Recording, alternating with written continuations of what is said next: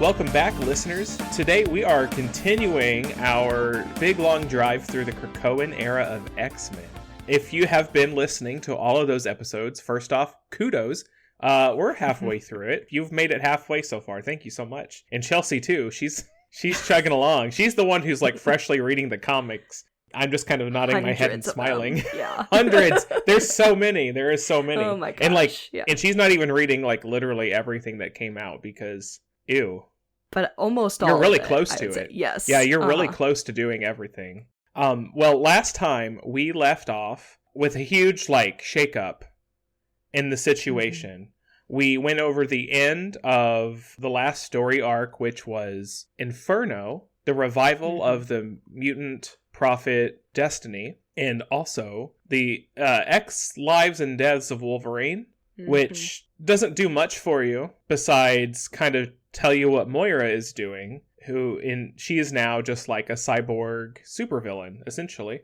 Yep. Yeah, that's yay. She's ready to kill all mutants, and she doesn't really care anymore. So yeah, that's Moira.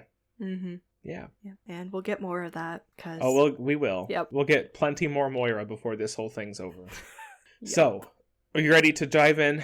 Yes. All right. So before we start, I want to preface this with that.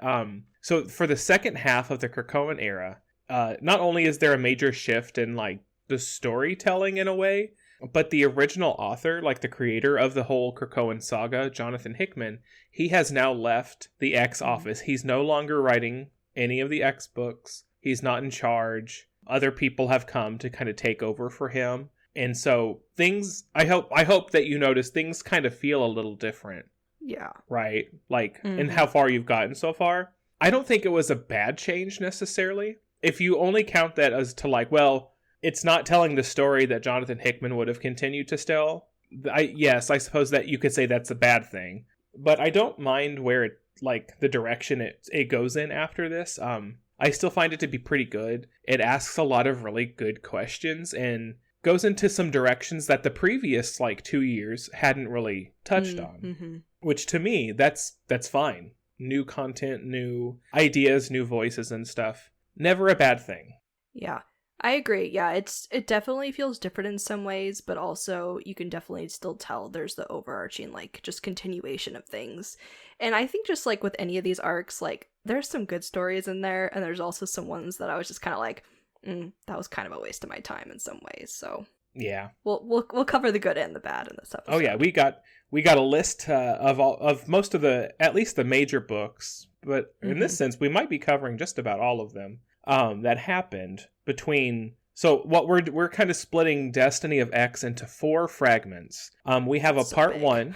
It is so big. We have part 1, which goes from the beginning of the era into the first major event, which is called Axe. Avengers versus X-Men versus Eternals. We'll talk more about that later, but that'll be part 2. And then we have a part 3, where we'll talk about what happens as a result of that major event, leading into the Dark Web series, which is kind of like a crossover with Spider-Man of all things. And then more Destiny of X, and then at the end, we'll cover one of my favorite things now, the Sins of Sinister event, which will wrap up wrap up the Destiny of X storyline. And I'm so excited for you to get there because it's as stupid and obnoxious as you probably would imagine it to be. Yep, and I can tell the ways we're already getting there that we'll be covering in this episode. Oh, you're gonna see this building throughout the next a lot of books. Gosh, freaking Sinister. Yeah. But we're not going to talk about him first, though. So not first. We'll get to him later. Yes. He's at the end, we'll say. So I guess best for last, not. Funniest for last. Worst human being alive for last. Yeah. And you think, actually, because our first series we'll talk about is Sabretooth. So you think Sabretooth's bad. Just wait till we talk about Sinister.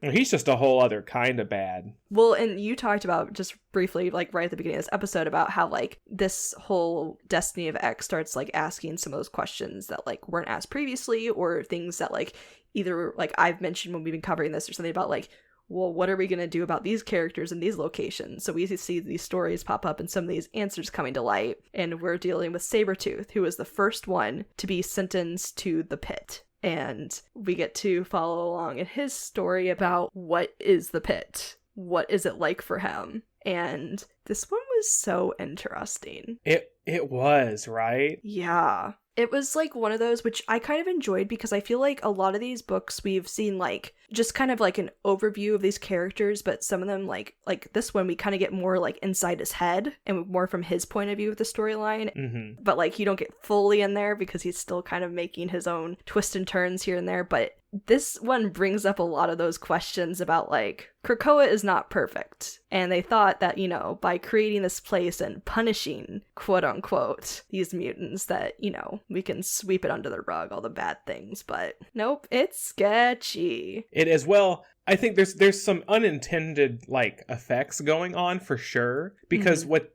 the council, what they thought is that when you get put in the pit, you know, like Krakoa literally just opens up and sucks you in, and that you're basically just in a state of suspended animation, like until you're released. There's no brain activity. You're kept alive and healthy. Nothing. Like there's nothing.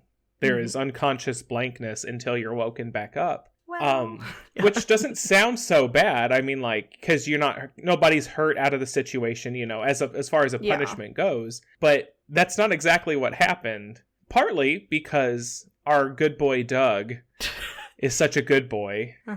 He feels bad that people are trapped in the pit, so he wants to like give them a better time.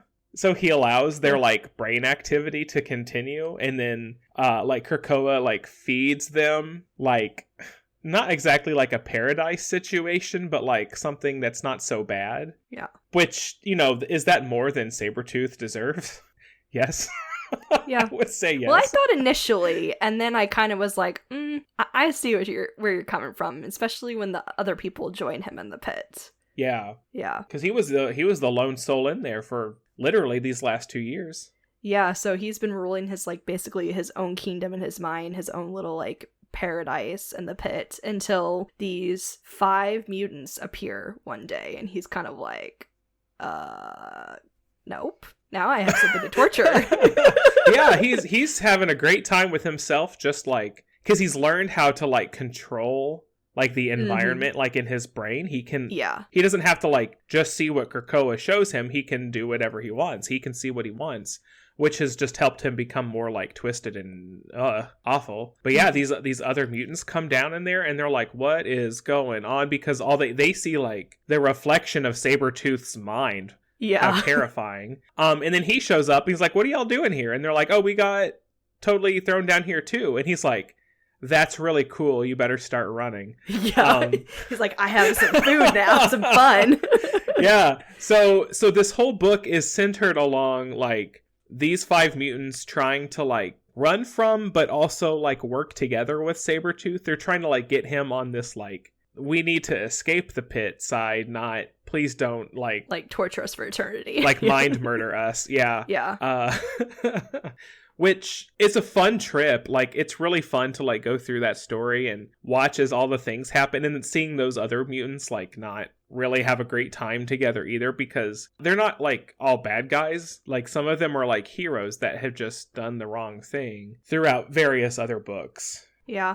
Well, and I think that's something that we see that's really interesting is that, like, they talk to each other more about, like, why they were thrown in the pit, because, like, they all did different things, but this is where it comes into, the council or people in charge or those that are the more popular mutants are allowed to kind of get away with things, but those that like kind of go outside that area that we might not like care about because they're not well known or because like people in charge don't like them, they bend the rules to make them go into the pit because like one of the guys that gets thrown in, like, well, I guess he was kind of doing multiple things because initially he was just trying to learn how to control his powers, and so he was like destroying the land, but it was also because he was kind of looking for the Quiet Council's like headquarters. But then they were like, you hurt the land, and that's one of our rules, even though you were trying to work on your powers or whatever, so you get thrown in. Like, there are all these like asterisks by them all, like, And it's like, it's so true because it's so, you have like X-Force and stuff, you know, they're not, you know, kill they're not no on man. the level. Yeah. They get to ignore all of the rules. Yes. They're like, you know, they're the Black Ops. They do what needs to be done to keep Krakoa safe. Yeah, but, and then it's like, well, and then like, yeah, you know, respect the sacred land. Well, you're just kind of twisting that to your own interpretation, because there's all kinds of other people that do other things, like, to the land. What are you describing as land? Especially then we have with, like, in our prior episode, we talk about Way of X, like, in Nightcrawler's one thing that he defines that as, like, respecting other mutants, too. So you're like, okay, like, everybody's just making broad interpretations, but they're kind of like, it's not really fair. Like, yeah, some of these people aren't the greatest, but it's also like, okay, you're choosing to bend the rules for some, but not others. It's just picking and choosing. And so it becomes a thing where these mutants are like, yeah, this is not fair. We need to get out of here. But because of this, like, kind of freedom Doug had, like, given Sabretooth, they all realized they can kind of, like, rematerialize on Krakoa as, like, part of Krakoa. And they kind of, like, talk to some of the mutants that aren't as popular and stuff and kind of be like, hey, this is what's up. Like, you guys wondered what happened to Sabretooth. Like, he's in the pit for this. Which the other thing is a big deal, too. Like, even though Sabretooth is, like, a terrible mutant, he was the first one in the pit. That was before they even made the laws. Yeah. Yeah, and they're like, oh, by the way, I guess we'll just throw you in, so we'll just pretend it was because of the laws. Like they went on that mission before they sat down and said, okay, here are the 3 rules. They had him, like, locked up kind of already because he did kind of go on a rampage, but they're like, we don't know what to do with him yet. Okay, we'll make the rules. Oh, look, you broke one of the rules. Yeah. Get in the pit. Yeah. It's like, okay. But I get that, though, because Victor is not the kind of guy to, like, play by any rules. Like, he would just leave Krakoa and he would just keep on killing literally everybody and making all of Mutantdom look bad. So yeah. I get why they did what they did, but Doug. we give Omega Red a second chance, and we allow Sinister to sit on the council. Like, let's talk about that. Like, oh, that's Xavier's fault. I'm blaming Charles for that one. Yeah, well, it's all Charles.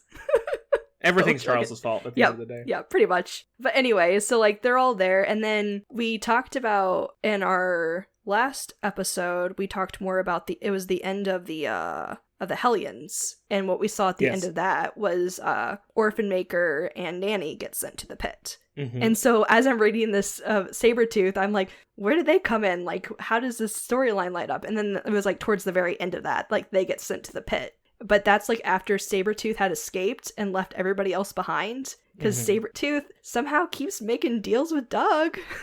Doug needs to stop. I know. Doug thinks he is a very mature adult and he knows what he's doing. Which, I guess, kind of. But also, he's just causing trouble. So Sabretooth thinks he's all good and ready to go. Which also we have a little bit of, which we get to see these two pop up in quite a few other series. Destiny and Mystique. Kind of, like, weaving their way into things and, you know, causing a little chaos. Or a lot. Maybe for the good, probably maybe for the bad, but... It's chaos. It can go either way. Exactly. But anyway, so Sabretooth thinks he's all fine and dandy. He leaves Krakoa, but he gets captured by Orcus. Because, of course, he does. Yes. And so then Doug lets the other ones in the pit out to go rescue him. He's like, whoops, my bad. Will you go bring him back? And they're like, we're not coming back. And he's like, okay. Yeah. He's like, but please capture him for me. Oh, because they, like, give him that, like, or he gives them that, like, seed or something to capture him or something, I think. And we're like, okay, sure. So, well, I'm sure we'll see that chaos soon enough, but... That will continue later on, yes it will. Yes. But I feel like that kind of covers Sabretooth, yeah. And there was a lot of good stuff to talk about there. That is the opening up of that, like, but why are we doing it that way? It really starts to take all of that gray area that was created by Krakoa itself, and it really starts to, like, realign some things. Yeah. You know, like, well, we can do this, but, like, why should we or why should we not? Destiny of X focuses a lot on those kinds of questions, which I really appreciate, especially with, like, some of the characters that are kind of in power, we'll say, for now. Yeah. That comes back a lot with some of those characters, so. Yeah. But speaking of, the next story has nothing to do with any of that. Or anything. So, Marauders, which has been up to this point has been a very good book. Mhm. Lots of running around the globe and Kate being a pirate. Yeah. Bobby being himself, Iceman. But the Marauders kind of changes at this point, and it's complicated, but it's really not. Essentially, Kate's like, oh, we have this like map thing that was apparently written by me, but like super a gajillion old. years ago. So like we're gonna go bring those mutants home, like from the past. Dun dun dun. Mm-hmm. So Charles is like, oh, so you need to like do some time travel stuff, or like you need to go to space? Well, I have somebody to take with you who will totally be an absolute asset to your team and nothing more, I promise. Mm-hmm. And it turns out that it's flippin' Cassandra Nova. Yep. Which, if you have been watching X-Men 97, then you're aware of like the Genosha event where, like Genosha gets destroyed and I don't know, is it like 16 million mutants die or something like that? Yeah. A lot. Well, in the comics, Cassandra Nova is who causes that to happen. She's the one who like does that. And so Charles is like, yeah, just take her with you. I've been totally harboring her this entire time. Don't worry about it. It's just like, okay, Charles, add it to the list. Yeah, and Kate's legit just like, are you kidding? Like, she has some words, some very strong 4-letter words. Oh, yeah. As do, like all Everybody. of them. She is not a popular person to anybody. Yeah. Well, it's also kind of funny, too, because with this part of the Marauders, like we talked about previously, like, this is kind of like, she has a new team with her, too. Like, so a lot of her team that was, like, with her before had moved on, except for, like, Bishop and stuff. But some of these mutants are also kind of like, who's this? Who's this lady? Like, who's this old lady? It's so funny when they, like, have her join Oh, the yeah, team. because they're like little babies. Yeah, they're like, and they don't know. Sandra who? No. Like, they didn't read that comic yet. Yeah. Yeah. So it's also kind of funny, but also like, oh no. I mean, I guess I'm glad you weren't there during that time, but I don't know. Yeah. Oh, what's her name? Like, is it Tempest? It's something like Tempest, is that right? Yes. Yes, that's one of them. She can like control time like in bubbles and stuff. Yep. And she plays a big part in this one, that's for sure. Yep, I did really like her. Get like those, like the half of the series that I read before I got bored and like couldn't go back to it. I loved her. She was really cool. Yeah. Now, yeah, it's like you said, basically this whole part is like they follow the treasure map to space, to the Shi'ar Empire, to Xandra, who is also Professor X's daughter, but she's the one on the throne right now. It's this whole weird thing where the Shi'ar are like, we have our 10 secrets. We're not gonna tell anybody. And even, like, Xandra on the throne doesn't know until she does. And then they're like, oh yeah, like, there's, like, mutant ancestors from a long time ago on a planet. And us Shi'ar people were like, yeah, we're gonna kill everybody and conquer, but we lost, so we're embarrassed by that, so we hid that, and that's our big secret, that there used to be people, and then we try to kill them again and again over the years, and all the other, like, Marauders are basically just gonna then go back in time, is kind of where it leaves it, to go save them. And also, because Xandra wanted to help them, she got murdered by her own people, because she wanted to let the secrets out. But because Xandra is technically a mutant, Professor X was like immediately like, I heard your screams across the galaxies. You're my daughter. You get priority in line. I woke you up. Like, we're all good. Screw you, Legion. Yes, pretty much. Legion who? Like, how are you still around? I have a perfect, beautiful daughter here. David, I don't know her. Yeah. Get out of here. Yeah. But yeah, I feel like that's essentially the chaos of that book. Yeah, that's it. And then it just kind of ends. And then, like, you don't really see any of the characters anymore besides Kate, who's on the council, but... Yeah. Yeah. Which, okay, it was something with noticing, like, changes and, like, not even story stuff, but also, like, it's I don't know, I feel like it's kind of mean for me to say, like, the art style in this book, I just was not here for it. It looked really, I remember that. Not like cheap, but it was like really cartoony. And I just was like, who's this character? What is this detail? And I was like, oh, that's Cassandra Nova. Oh boy, that she just looks like a giant bald baby this whole time. Like, it just, I don't know. It just, some of the art just was, I was not here for some of it. And because of it being so simplistic sometimes, and especially in some other issues, I was kind of like, who's this character? I literally cannot tell because like Yeah. there's so little detail in them. They all look the same, but I know I had that problem a lot too. I recall that being a thing. Yeah. But anyway. Yeah, let's that's move Marauders. on. That's Yeah. Marauders. Yeah. Mhm. Kate will come back later. Nothing else matters. Chelsea, why don't you catch us up a little bit in X-Force in the slow burn that is this book? Yeah, which honestly, I was really not looking forward to this, but these couple issues that were part of this, they were at least pretty interesting because we were getting somewhere with some pushback for Beast, because there's X-Force Annual, which that whole thing was super like sketchy. It really shows like how Beast is like just no morals. He's doing his own thing. He doesn't want to be controlled by anybody. And this whole short story thing is basically like Sage is kind of like, okay, Beast has kind of gone a little too far. Hey, Emma, I need your help with this. Can you go check on Beast for me? Oh, God.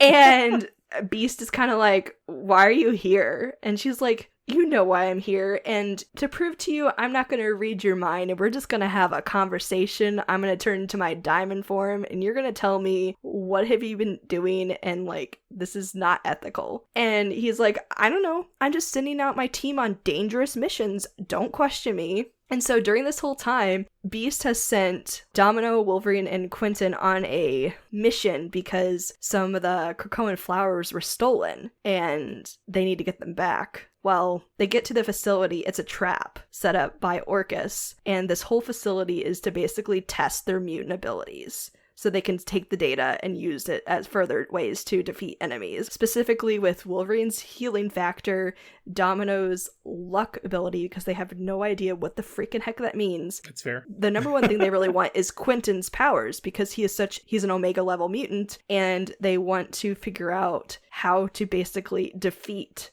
his telepathy. And so they like torture him with like super high frequencies, and they figure out that that's a thing to like do that, but they destroy the facility. They're able to like escape their like torture chambers, and they're able to steal a hard drive of that like data and bring it back to the X-Force. But during this whole time, while Beast and Emma are having this conversation, Emma's like, I know what you sent them to do and stuff, and he was like, yeah. And she's like, but you know what? I know you were lying about this. You sent them on this mission for the flowers. You knew full and well it was a trap because we have not lost any flower like shipments. So you knew all along. And he's like, yeah, I did it because I wanted to know what data they had on them, so I wanted to put them through it. And she's like, so you're willing to risk people for them to die? And he's like, yeah. And then they call saying like they survived, and Emma's like, good. And she's like, but I'm gonna have my eye on you, and I think you need to go in front of the council. And Beast is all like, I don't need oversight. Yeah. Yeah. And then, of course, Beast is also, like, super annoyed because he's like, I know how you heard about this because, it's like, there's only one person who would tell you, Emma. And it's like, yeah, Sage is not having it, which basically that's the rest of, like, X-Force of this part 2 is basically Sage just telling Beast, like, this is not cool. And also, so Sage and Beast are in front of the Quiet Council because they're talking about like Omega Red, and Beast is like, I've got this under control, and Sage is like, no, hold up. The Quiet Council needs to hear what you did, sir. And they talk about how they resurrected Omega Red, and that they like put the tracker in him and everything for like when he was undercover with Russia and everything, and Quiet Council's like, okay, I guess. They're all like, dude, it's like Tuesday afternoon. Calm down. Yeah. But that's like the only super interesting that happens in X-Force. The rest of it is basically one of the Cerebro helmets becomes sentient, eats Forge's brain, and becomes Cerebrax. Because so they fight it, and like all of X-Force is fighting this Cerebrax, this helmet, because this helmet realizes it can eat mutants and it gains their abilities as well as like their memories and stuff. So this thing is like yum mutants basically.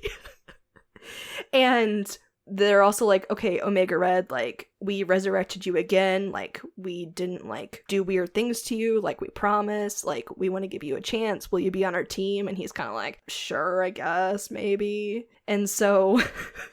Keep me away from the blue man. Yeah, exactly. That's basically, he's like, I guess you're all cool except for him. I want to murder him, but other than that, we're good. So basically, Quentin and Omega Red save the day and destroy Cerebrax. but it comes with a huge cost. Quentin's dead, and they realize, they're like, well, we can bring him back, and they're like, we can't bring him back. He deleted all of his backups from everything. That is news, and I've been wondering, like, where has Quentin gone? Yeah, no. Oh my god. Yeah. What? Because he's kind of like, I guess he knew what he wanted to do, because he was like, he was trying to find himself, and he didn't know what was going on. He was so distraught over his breakup with Phoebe, and he was just like, I need to find who I am. And then he has gone through a lot, and he was also sick and tired of dying all the time too, and like carrying that trauma with him every single time, because he died in like every single issue. Yes, and he was just like, the joke is like, what are you gonna do next, bro? You're gonna die again. But I think it's a little bit unclear if he like knowingly did that because he wanted to just make such an impact for people to remember him, and he was just like, this is the act I can do. I can help save everybody this time because I'm the only one who can defeat this thing. And so yeah, and like Phoebe and stuff is like distraught because she was like gonna try to like talk it out with Quentin about like, maybe there's a chance, I don't know, but we should at least be friends, but didn't get that chance. So yeah, so that's tragic. Pretty big. I had no idea. Yep. So R.I.P. Quentin. Yeah, for real. He's a fun character. I mean, he's a jerk, but yeah, like, he's fun still. So okay, I realized there's one other thing I forgot. I saw my other note because it's on the last issue of X-Force that led up to everything. Is that it's a random crap episode. You see Deadpool appear. He gets eaten by a polar bear, but we find out because some mysterious dude who is not a normal X-Men character is hunting polar bears, and he guts the polar bear and finds Deadpool's head in it. And you find out that this man is looking for his next greatest hunt. Who is the alpha on the planet? And he hears about Krakoa. I'm like, oh great, we know what's happening. It's Kraven looking for his next hunt. And I'm like, yep, he's going after Krakoa now. Okay, this is news too. I did. Okay. Yes. Well, let me keep all of us posted on what happens with that, because I had no idea that was a thing. Yes.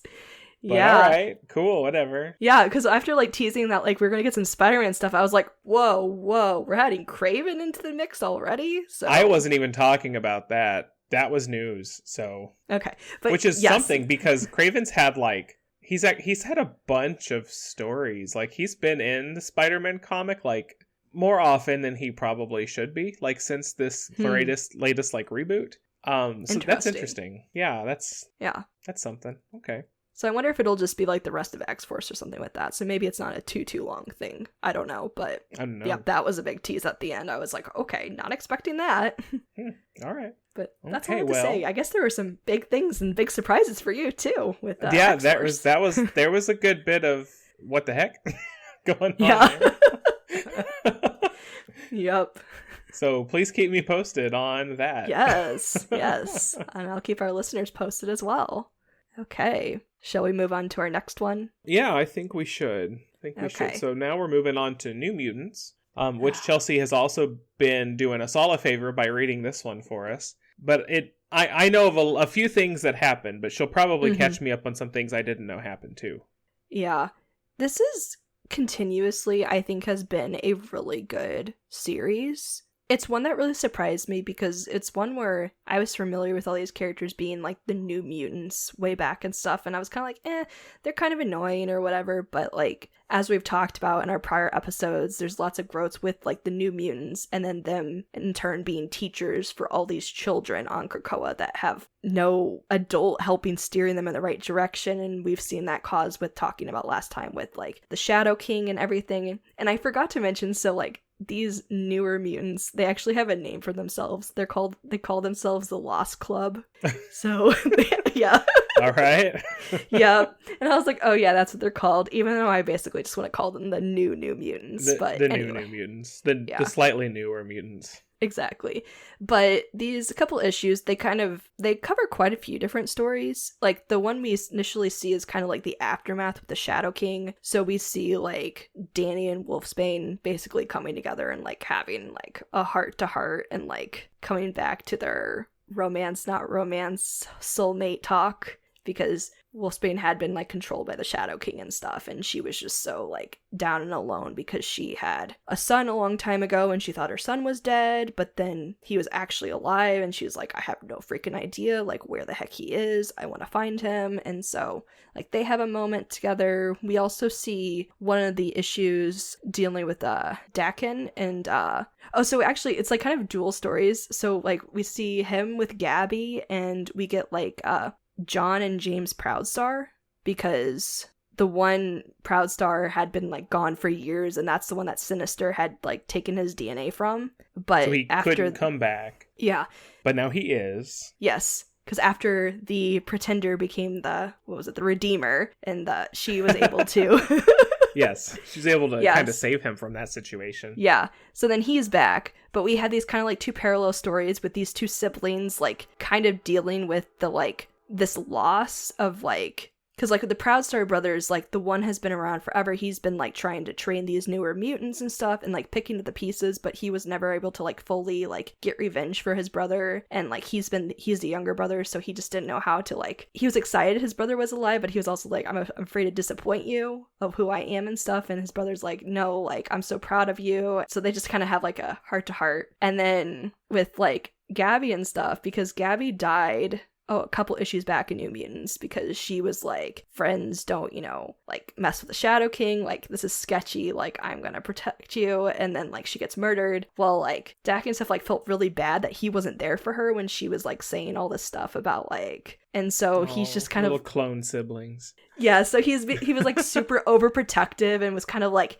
she went through a gate. Where is she? I need to make sure she doesn't like get in trouble or something. So the whole issue is basically just like him trying to go after her and she just being like, hey bro, like I'm cool. And there's a part where it's one of those many things where you always get the extra letters and stuff, and she writes a letter to him saying like, please stop being weird. Like, I like you being my cool older brother. Like, I understand, like, you want to keep me safe, but, like, you do You're realize acting like I was... Laura, stop it. Yeah, she's like, you realize I was trained as an assassin too, right? So, like, we've got this. A like, little honey badger. Yeah, she's like, just please be my cool bro again. Poor girl. Yeah, but then, like, the really big story, basically, with New Mutants is we deal with magic. And not just magic, but we also deal with Madeline Pryor. Heck yeah, Maddie Pryor. Yeah. So Magic is basically just feeling overworked. She's like, I can't rule like Limbo, can't be a captain and help train these new mutants. I need to give something up. And she's like, I'm going to give up being ruler of Limbo, because she's like, that was like the worst part of my life.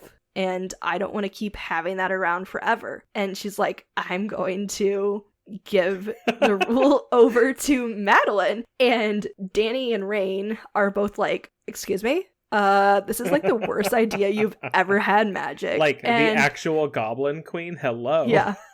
And she's like, trust me, guys, like I know what I'm doing. So the four of them, so Maddie, Magic, Danny, and Rain all go to Limbo. And Magic's all like, we're going to make this contract up. We're going to make it all legit. Like, Madeline, I want you to take over. And she's like, I mean, this sounds good, but like, why? And it's this basically whole journey. So we get like two stories going on. We get like a whole backstory to when Magic was originally there in Limbo, like growing up, being the like servant to, I think his name's like Belasco. Yeah. And like her fighting her way out and then becoming ruler. So we see that going on, as well as like real time, because it's so weird. Like they go through basically her past, present, and future of Magic, but like they have to help fight like alongside her at different points in her life while they're all stuck there because they can't Sounds like get a video out. Game. Yeah, pretty much. And everybody kind of like eventually warms up to Madeline, because Magic's kind of like, I get who you are, like Madeline, like I see you, like we're very similar, like I'm tied to this place and I want to be let go, but you've always been tied to like Sinister and like men and all their expectations, all these men who have wanted to own you and like resurrect you for their own reasons, but like, who are you? Who do you want to be? I feel like this is the perfect place for you to be who you are. And they're like, okay. And Danny and Rain are still like, but she's like the Goblin Queen. Like, we've seen what she's going to happen. And Magic's like, I got a contract in place, guys. Like, we're cool. It's like, gonna be fine. Yeah. And so you see that, but like them all like working together, and like it's such a weird, funny pairing of all of them, but also just like it hits some of those deeper moments for them of being like, you know, trying to find who they are as people growing up, and yeah, their expectations that they've had, and like, but yeah, it's a big turning point in that realm because magic is ready to move on from that point, and we have Madeline being the Goblin Queen again. Mm-hmm. She's large and in charge in Limbo. Yep, and that's where we end, with her happy on the throne. So yep, and we'll never hear anything else about it ever again, I'm sure. Oh, I'm totally sure. Of course not. How Happily would ever we not? after. Everything is so perfect. For a whatever you want to call it, team up series for sure. Oh man. But yeah. Oh, I did forget the one issue that like it ends up this thing is that it's really interesting. So when that issue came out, it was issue 30. It was celebrating 40 years of New Mutants. So it was kind of like a hodgepodge of like Roberto, of course, having a huge yacht party and everybody coming, but it's a space yacht party. And they all kind of like reminisce on the past and have like goofy little stories and stuff. But it's also really funny because when Roberto gives a speech, he's like, congrats to us and all the years and our like continued reunions, and it does a blur, like it blurs it of how many years like they've actually been a team. Because it's like because it's like, you know, they're really not like, they're not that old to have been doing this for 40 years, but it's funny great that they like meted it out. Yeah. Nice. Yeah, that was the other thing I wanted to say about that because that was funny. I like that. Mm-hmm. Okay, are you ready to move on to the main X-Men book? Yes. We have our little team, our actual X-Men team who were voted in the last Hellfire Gala. Like, that series has been going. It's not new by any means. It just kind of has continued. But they are stationed in New York. They have, like, a Krakoan treehouse that's super freaking cool. I want to go there in real life. And they just act as normal, everyday superheroes for the whole world. Mm-hmm. They do everything that they can for everybody outside of Krakoa. Mm-hmm. And beyond. And, well, that is very true in these few books, isn't it? Yeah, it is. Yeah, because we've been kind of, like, leading up to this kind of story. Because X-Men had been kind of almost, like, the villain of the week each issue, but it did kind of have this other kind of, like, overarching story, which we do see kind of... Which I really enjoyed that about the X-Men. Like, you get your little issue of action and fun, teamwork and stuff like that, but then you have, like, this other thing going on in the shadows the whole time, too. Yeah, because I was gonna say, like, I think the two main things that, like, aren't the main story that are going on are that we're dealing with Rogue and Destiny, like, basically in their family issues. Yes. And Destiny just being like, Rogue, I need you. You're part of something bigger type thing. And she's like, woman, She's like, girl, I don't even care. Yeah, like, and I don't know you. Like, don't talk to me. So we have that going on. Then we also have MODOK shows up for an issue. Oh, is that the one where he's, like, on the boat? Yes. Yeah. And then basically the X-Men take care of him and, like, send him to jail. And then Orcus frees him. And they're like, we have a job for you. We love your work. And you're like, oh, I hate MODOK so much. And now he's, like, going to be, like, one of the main players of Orcus from now on. It's just, like, he's so just awful. Yeah. And he makes this, like, the upcoming situations and all of that. He makes it so much worse. Like, oh my god. As if things haven't already been worse. Like, it's worse upon worse. Like, it just keeps piling on. Like, oh gosh. Well, and have you met Dr. Stasis yet? Yes. We will talk about that. Okay, yes. Great. Actually, we can talk about that right now. That's fine. Because you know, there's this other villain, Dr. Stasis, who's kind of been running around, and at the beginning, like, he's just kind of, like, doing evil people stuff, right? Like... And he's with Orcus. He's with Orcus, but he's just kind of, like, doing stuff behind the scenes, and, like, Scott's been chasing him down, trying to stop him. Well, he gets his chance. Yeah. He finds Dr. Stasis and blasts his stupid helmet off his face. And who the freaking heck is it? Well, big shock. Surprise, surprise! It's Mr. Sinister, who claims he is the OG Sinister. And that the Sinister on Krakoa is some janky clone. Because instead of the red diamond on his forehand, he has a black club. Yes. So, very important. So he's like, oh, that's the gross mutant Mr. Sinister. That's not even me. I'm the real one. So like, don't even come over here with your mutant grossness. Yeah, because Like I'm going to kill all you mutants. Yeah, basically. But he does escape. He runs off and continues to live another day. We're 50. Now, were these also the issues where Scott dies? That was right before that we talked about in the last episode where he became Captain Krakoa. Okay, all right, cool. But we do deal with like a little bit of the aftermath because what also happened during that time was that Ben Ulrich, I think the reporter, he was working on a story and he had uncovered the whole mutant resurrection thing. Oh, that is right. And Scott comes to him and is like, I understand why you would write this and I totally understand why you would release this. But let's talk a little bit before you press the button. Yeah. And then it was like right after that, didn't know anything about that anymore. He didn't have his notes about it and he was writing something new. But then you find out because Scott has a little bit of a heart-to-heart with another team member, Sync, who we've seen a lot with Sync because he had been in the vault in prior issues. Like, he's lived for freaking forever. He survived, and he's also on this team with Laura, who he and Laura became a couple during the time in the vault. But that this Laura, he comes to realize, like, no matter how much he loves her, is not the same Laura because they don't have that whole history and stuff. And he has to learn to, like, kind of let her go for now. And he actually has a conversation with Laura too that we see about, and where Laura's kind of like, so when did I fall in love with you? Basically, like, I know what's going on. He's like, it took you like a couple 100 years. And she goes, only that long? Not bad, not bad. Yeah. I must have not hated you. Yeah. Yeah. But it's this kind of like sweet little moment, but then we also don't see more of that. But then we see Sync talking to Cyclops about like, this is just so freaking hard on me. Like, I need to be able to move past her. And he's like, I'm also really feel guilty about something else. And Scott's like, what? And he's like, you know how I'm really good at getting people's powers and like syncing up, and Jean and I have been working. Well, I'm the one who messed with Ben. I may have took those memories from him.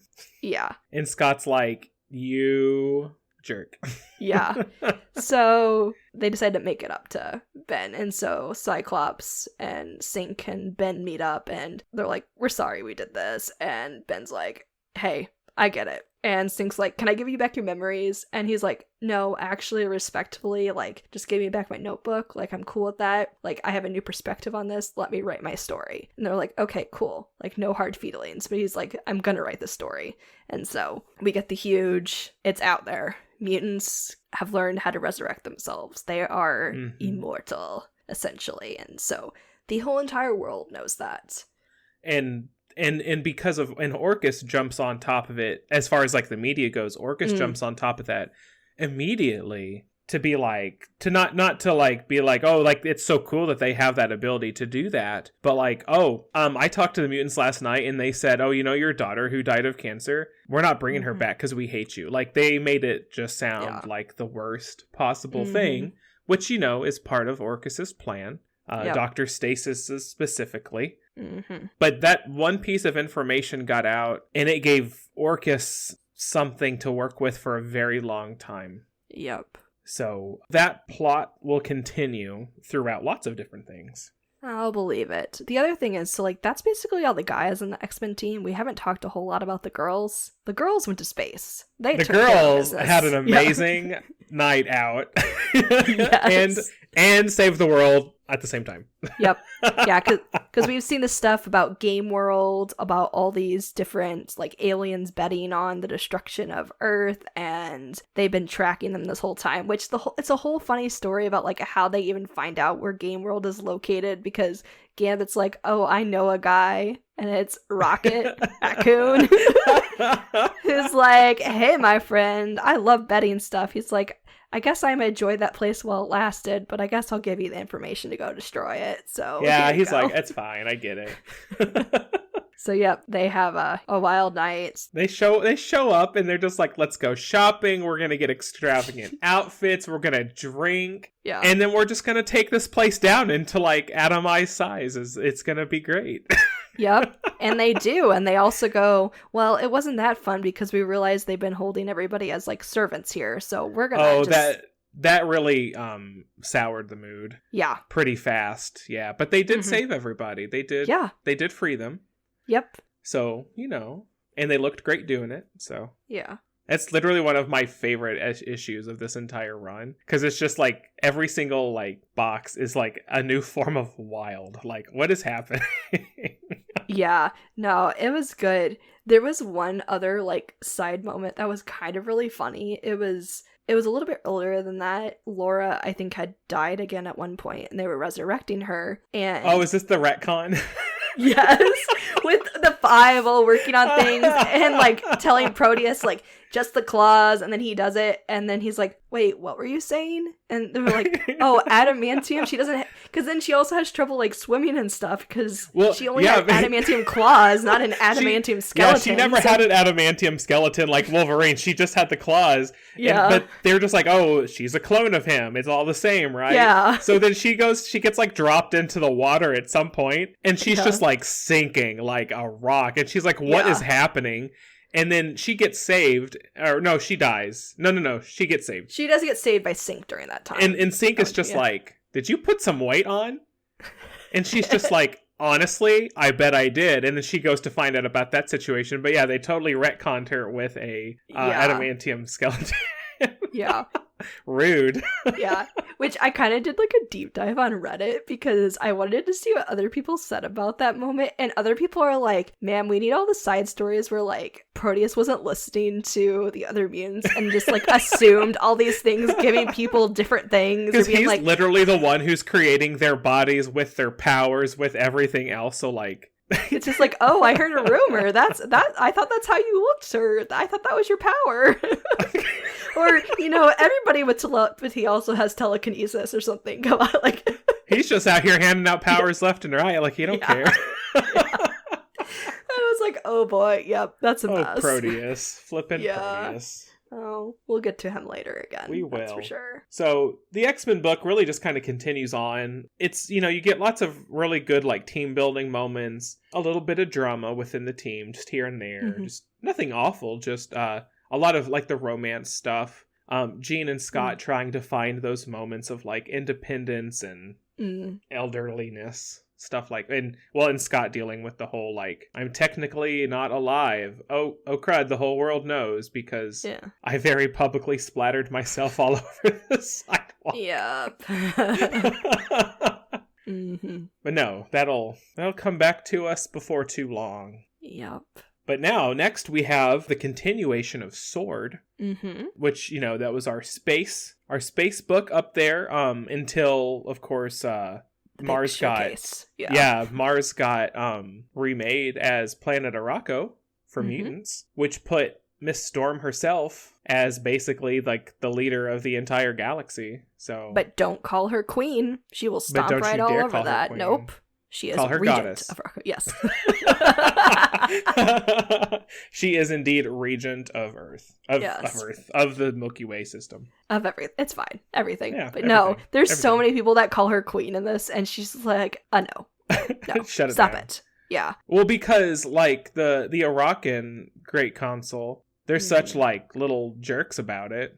Because she's like, I'm not in this for the power, so like, let's move on from that. And then every time somebody opens their mouth, they're like goading her about, oh, you're queen now. I guess we have to listen to you. And she's just like, oh my god, I will turn this planet back into Mars.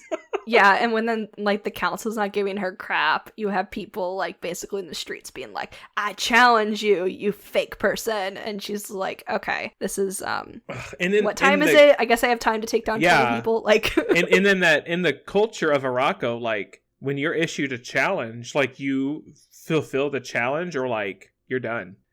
So she has like literally lines of people who are like, you're not worthy, you're like a gross earth mutant, you don't know what we've been through. And they just like fight her, and she's like, I'll just kill you all, I guess, because she can't say no. So but she's also been smartly pulling some strings though with the council now for Arakko, because basically this is X-Men Red, like it's basically life on Arakko, which is really cool because like they get their it's own all new book. It's a completely different situation, which is just amazing to read.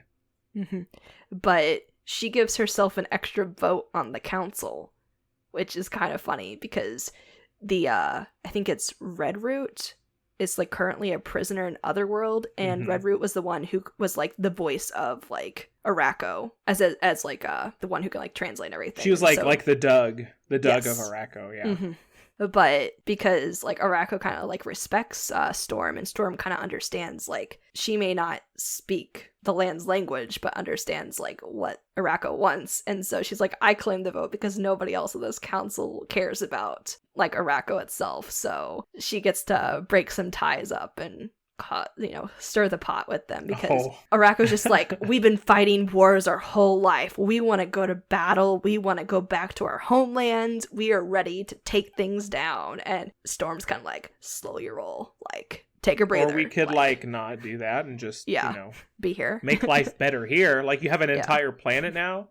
Nobody on the planet, anyway, wants to kill you. Like, you can find a new way of life. You're fine. Yep. So Storm's dealing with all that politics. But then, yes, we have evil, manipulative woman pulling all the strings. Abigail Brand popping back in. She's such a boss, though. Like, she's so cool, but like, I hate her. Oh my gosh. Yeah. It's like, I love that you're so sure of yourself and everything, but you're also just terrible. And then, of course, like, her little like hookup or whatever with Beast, like, those two are just gross. Two peas in a pod of rot, of just, they're both causing trouble. It's just, but she decides, because she's all thinking she's 500 steps ahead of everybody else, and she's like, I want more influence on Arakko because like we have our station, but I want to see, like, I want to have people on the ground. And so she's kind of like manipulating stuff with Storm, but she's like, we're trying to. Yeah. Hey, I think you should create an X-Men team. You should run it. It'd be so cool if you had X-Men on Arakko. And she's like, no, Brand, like, do you not see I have an entire galaxy of stuff to do? Like, leave me alone. Yeah. And she's like, the whole point of Arakko is to like get invested in their culture and be a part of them and not have our people running things. Like, you don't understand. And Brand's like, okay, sure. And so she creates chaos, creates some like, helps, influence an attack of some villains to come, basically, of some aliens. And she's like, I formed my own team. And the people in Arakko are like, who are you fighting for us? Excuse me. You're not from here. Like, leave us. We're X-Men Red, and we're gonna be your heroes. Yeah. Blarf. And they're like, ew, you're from Krakoa. And then Storm comes along with her comes group. In. And they're like, Goddess, like, our queen, you're here, you're one of us, yes, please fight for us. And Brand's team is kind of like, no, I'm right here, dude. Yeah, she comes up, she's like, well, I didn't make an X-Men team, but like, we're the Brotherhood of Mutants, what's up? Yeah. And Abigail's like, barf. Yeah. But she's petty, she's like, that's way cooler than X-Men Red, okay. Yeah. Mm-hmm. But it's basically all this like manipulation by Brand, because she has a hothead on her team who is so full of himself, and lo and behold, of course he is from the one family that rules them all. Just kidding. But he's a Summers. Vulcan. Freaking Vulcan. I forgot about the whole thing with Vulcan during this is bonkers. First off, they do a really good job with him, but like, you just like, it's Vulcan. You just want to punch him in the face like all the time, as does everybody. Mm-hmm. But more on Vulcan later, I guess. Well, I mean, he comes in this part like he's all like amped up, being like, I'm the king. I'm the one who rules, like the Shi'ar. Like, nobody knows who I am anymore. I need somebody to rule. And Brand is like, Arakko has a council, and there's a seat of this guy called Tarn the Uncaring. And I think you should challenge him. That'd be so cool if you could, like, rule there. And he's like, all right, I'm in. I'm ready to pound on somebody. Like, I'm ready to destroy them. And so, of course, one of the big Arakko fights, it's Vulcan challenges Tarn. Yeah, no. That doesn't happen. That doesn't happen at all. Tarn is like, bye, you're dead. And then Which Tarn's is hilarious because Storm beat him without powers. Yep. Like, when her whole body was turned into like a giant tumor, and she had a knife, and she beat him, and Vulcan just could not even Nope. do He's a just thing. so self-centered and so much like, I'm the most powerful. And yeah, he doesn't think things through. And yep, so he dies. And Tarn's like, yep, that's what's up. I'm gonna rule in the seat forever. Well, Storm and Magneto. So Magneto, which I guess we'll kind of cover real quickly. So Magneto we'll come back left. to Magneto, Okay. but now he's on Arakko. He's with Storm now. Yeah. So yeah, we'll talk about why he left in a little bit. But so he's there and he's kind of just like looking for a fresh start, basically. And so after Tarn beats Vulcan, Magneto's like, hey, I'm gonna challenge you, dude. I'm next. Yeah, and it's like, oh boy, well, you're totally gonna lose. And Tarn's like, what a joke. Well, we have a little people in the stands watching. This is one of my favorite parts. Oh my gosh. Oh my this is gosh. one of my favorite parts. Oh, Roberto sitting next to Iska, who, Iska like, the unbeaten. Yes, never loses. Her power is to never lose. Yep. And right at this challenge happens, Roberto, being Roberto, goes, hey, Iska, I bet you Magneto's going to win. Or wait, no, I bet you Tarn's gonna win. That's right, yeah, Tarn's gonna win. And she turns, and the second he like finishes, the second she turns, and like she like punches his head off his body, like something like, yeah, because she didn't catch on to what he was saying fast enough. But it was already out there, and she punches his head off. Like, literally, like, he dead. He gone. And everybody's like, oh my god! And she's just like, we'll deal with that in a second. Like, she's so mad because now the bet has been issued to her. Like, Roberto said, Magneto's gonna lose. Yeah, and then Iska cannot, even in a flippin' bet, she cannot win. So who wins the fight? Magneto. He whips that helmet, flings it on Tarn because he's like, oh, I think your powers are like psychic, and so I'm gonna squeeze your head to death, and explodes, and he murders Tarn, which... Oh, and Iska is pissed. Oh, yeah. Not that Tarn died, because she doesn't care about that. No, nobody cares about that, but... Nobody cares. Zero people care that he actually, like, lost the fight. But Iska does not like being used like a prop like that. She hates that, like, because she can't control her powers. She hates when people, like, loophole it like that. Yeah. And also because, like, now there's another Krakoan sitting on the Arakko Council. You bet. Yep. And that's where we end things with that, pretty much. Dun, dun. Oh, wait, with the very important thing at the end, because the council has all been like, you Krakoan mutants, like, you guys are also just so into your, like, immortality, like, you're not like us, like, we don't believe in resurrection and stuff. Yeah. Like, how cowardly. Yeah, and so at this council meeting, Storm's not there for some reason, but Magneto is like, I speak for both of us, and we have come to a compromise that I think you will appreciate, that we are invested in Arakko. And he's, like, playing with this, like, object, and he's like, we have these things with us to help back up our memories for us to, like, resurrect and stuff, and this is, like, the only thing we have. And he destroys it in front of them, and he's like, well, guess what? We have both agreed we're not going to be resurrected. Like, we're living this life, and when we die, we die. We're just like you guys. Like, we don't play. It's like, like, yeah, seriously. That was a powerful moment, and that will mean something before long. Oh, yeah. So definitely believe it. Yes. Yeah. Keep those emotions high for that. Yeah. And it's something too with, like, those two characters being so perfect too, about, like, because with this whole thing, like, this resurrection thing has been, like, twofold about being, like, a really great thing for all these mutants, but a lot of people just don't take life seriously enough too. And you have these mutants have been through a ton of stuff, who are, like, our top tier mutants basically, and you have two of the mutants who are, like, it kind of makes sense, like, they know what they value, what's in front of them, and they want to be a part of something and play by those rules, and they're like, yeah, we don't need this, like, safety net, like, well, and who else but Storm and Magneto to, like, understand that, they don't need anything.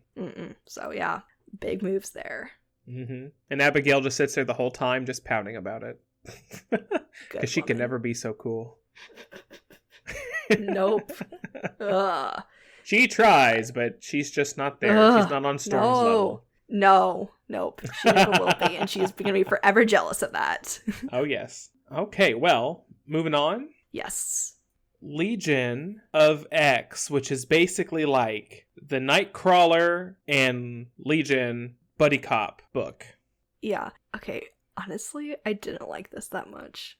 That's okay. It's a lot of like, it's not just like an action book. It's like layers and like metaphysical stuff and lots of philosophy and psychology and stuff. There's a lot to just Well, sit it also in. literally felt like a repeat in some ways of Way of X. Like the similar In a type way. of villain they were fighting and Yeah. like the body switching, trying to hunt down the mutant. Like this whole thing, I was like, okay. But The body we switching thing went on too long. Mm-hmm. It was just there for too long, and I was like, wrap it up. Like, there's other things surely you could be doing. That's not this. Yeah. Because that wasn't even that exciting. No. And then, like, that's what they were trying to really push is, like, this is, like, the big, like, thing we're fighting through all these issues. And I'm like, okay, guys, like, you guys have some other interesting things going on and, like, some other characters I would rather you focus on because, like, Legion's, like, girlfriend or whatever comes back because this is after, you know, the stuff with... Blindfold? Yes. Is that her name? Blindfold? Yes, Blindfold. Because she can also, like, see the future, and that was the whole thing with, you know, when Moira was around and manipulating stuff, and Charles and Magneto on the council. I love how she came back, though. Like, they prepared her to come back, right? But then, like, they went to, like, wake her up, like, put her soul back in her body, and she kind of took a left turn from that. She was like, I don't want to do that. And she just, like, went and found David on the astral plane, and she's like, can I just, like, hang out in your head here in the astral plane with you? And he's just like, yeah, that's fine. And so they're just, like, sitting here staring at her, like, lifeless body. Like, what's the problem? We don't understand. Yeah. And she's like, I have learned from experience. Like, this is all I don't need a body. Yeah. I'm fine. Yeah. So, like, that part's, like, nice. And then we continuously get more because, you know, this is, a David Nightcrawler book. And so we continue along with daddy issues, basically. Being Charles, being the jerk he is. And... Yeah, but they really face him in this one. Like, you get some confrontation in this book. Mm-hmm. As it should be. But it's just like, he just doesn't fully get it because he's just like, I don't trust David. Like, I don't trust him at all. Like, he doesn't take 5 seconds to listen to David and go, yeah, like, it's cool that you're back, but I should probably just put you down because you're kind of like more trouble than you're worth. And David's like, no, look at all of these things I have, like, protecting everybody else from me. Like, I promise, like, I'm not going to be a problem. And, like, even if something were to shift in my brain quietly, like, I'll be dead before I ever know it. Yeah. And Xavier's just like, yeah, but I don't trust that either. So he's such a jerk. No, he is. It's so, like, yeah. But, you know, his daughter, I will run. I will drop everything for you. But, oh, David, like, just, what are you doing in life? Like, I don't trust you. This place you made is sketchy. Like, you're just going nowhere in life. Like why do I still have you around? How dare you protect the mental health of all mutants everywhere? Yeah. Like, give them an actual sanctuary where they can, like, be themselves and they can mentally rest and stuff. Like, how dare you? How dare you? No, Charles is old school. We don't talk about mental health here. He talks about his control. And maybe that's why David's in the situation he's in. Yeah. Maybe the other million personalities, but that has nothing to do with it. So, you know, that's just it's fine. Yeah. Like, Charles is just for having mutants around, but not for dealing with important issues, I feel like. And we just continue to see more of that, of just being like, no, why are you bringing this to my attention? No. And then everybody being like, you're a sketchy ruler. And he's like, I'm not a dictator. And everybody behind his back is like, I'm sure, I guess. Even Nightcrawler's like, you might want to not say that. Yeah. But he's got a beard, too. Nightcrawler's got a beard. Yep, and he's keeping that beard. And he's having some fun in these issues, too. Yeah, he is. The jokes online when when this book came out were just wild. Like, my gosh, lady friend after lady friend, and it was a whole thing. And the tail. Yep, I was gonna say the tail. I was just trying to figure out how to say that tactfully or not. Nah. No, yep, the tail. No, not at all. The tail. Yeah, because the overarching, the body hopping, like, switching thing with this mutant stuff is, like, really dumb because it's just dumb. But there's a whole other, like, it's a weird meta thing because basically Arako, one of the people on the council, sends one of her, like, assistants, and this is the one, like, that Nightcrawler's like, hey girl, what's up? Let's she's really spend all cool, the time though. together. Yeah, Like, in that is true. the Arakan culture, she's basically, like, thought to be useless. Because in Arakan culture, they welcome gifts that are aggressive. Like, for fighting, useful in battle. And if the Arakans call them weapons, right? They're gifts. They're mutant powers, yeah. They're mutant powers, they call them weapons. While the Krakoans call them gifts. And she's just like, I don't really practice my powers because they're not good for anybody. But she can, like, paint people's truths. Which, in this book, is very helpful. Yeah. To what Nightcrawler and David are trying to, like, accomplish. But, like, she's such a cool character, though. Like, she knows how to fight. Like, that's not, like, she's not useless on a battlefield. Yeah. She'll give her a sword and she'll take care of stuff. Or a spear, I think that's what she used. Yeah, but basically, the one council member who sent her or whatever, it's basically like, we have one of our gods on the loose because if you believe in a god, it manifests, and our people shouldn't worship these things because they also have to fight in a ring of believers. And like, it's so messed up because, like, in the Marvel universe where gods, like, actually exist, but, like, their power is dependent on, like, the amount of people believing in them. Yeah. Anytime... It's a whole thing, apparently, that Arakko has had an issue with. Yeah. Like, oh, this god has been, like, trying to make contact with us and they want us to worship him. And Arakko's like, great, we love that. Bring him down. Let's talk. Maybe he can be our deity. But their thing is, like, if you can't, like, stand up to us, like, if you cannot defend yourself against the people that you're trying to, like, be worshipped by, you don't deserve to live. And they have a way to, like, forcefully, like, rip the god basically out of the heavens. And, like, and then they just, like, massacre the god. They just kill it. Yeah. Which is, like, a whole thing. It's like, Jesus Christ. Like, okay. Yeah. But this one god just escapes. They're like, nah, man. He keeps escaping them. And you know who I thought it was going to be for the longest time? I thought it was going to be Loki. Yes, they do. Because I'm pretty sure like, they keep calling him, like, a trickster god and stuff like mischief, that, you know? And I'm like, well, it's Loki. Of course Loki's not going to come and fight. Like, he knows what they're doing. He ain't going to do that. It's not. No. But I thought for a very long time that it was. And then when it wasn't, I was like, oh, okay. Like, gotcha. Yeah, but, like that was interesting. But basically the whole thing with that, too, is, like, they're hunting him down and they're like, well, he only exists because, like, he has only one worshiper. And they're like, clearly it's this mutant that's, like, body hopping, but plot twist, it's not. It's the woman on the council was the first one that believed in this. And she's gonna take care of him because she's this, like, giant eyeball and, like, she, like, will obliterate you when you stare at her, basically. And she's like, I'm gonna take care of business. And so... she's on the council, and she was trying to cover her tracks, and now she's a mess, yeah. Mm-hmm. She's got some stuff coming up soon. I will believe it. Trouble eyeball. Yeah. Okay, but in Legion of X it's not very long. We will hit you'll hit the end of Legion of X right before we do Sins of Sinister. Okay. It actually the end of it kind of fits more within the Fall of X. Huh. Okay. But it is important. It leads somewhere important, I promise. I'll believe it. Yeah. I'm sure it'll get more interesting. Like, you know, It had its highs and lows in that when I was reading it. So, well, shall we move on to the next one? Oh, I know you're excited about this one. Although I'm going to, like, get a headache talking about this one because Otherworld always messes with me. Yeah, it wasn't quite as great of a story as, like, our other Otherworld stories have been. Yeah. But I mean, there's only, like, one really good part to reflect on, but we'll reflect on the actual story. I think first. What happened here is that this was supposed to be a ongoing series when it started, and then they were like, "Oh, JK, you get 5 issues. Wrap it up." And so I think it was Teenie Howard. I think that's who wrote it. She had to really do a lot in a small space because there is one more mini that is Betsy Braddock, but it's of course it's a continuation of the story, but it's not. It's like what's coming next. It has nothing to do with, like, this story stuff.